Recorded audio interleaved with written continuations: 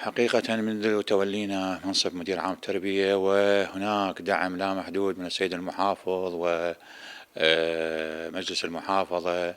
السيد المحافظ أطلق على عام 2025 عام التربية، ووعد وهو صادق الوعد أنه يكون تركيز المحافظة ومشاريعها في هذا العام على القطاع التربوي، لما له من أهمية كبرى وبالغة في تقدم المدينة وتطوير قابليات أبنائها. في المشاريع العقد الصيني حقيقة عندنا 44 مدرسة اللي استلمناهن ودخلن الخدمة 20 مدرسة، البقية كلهن أنجزت والآن في طور الاستلام النهائي.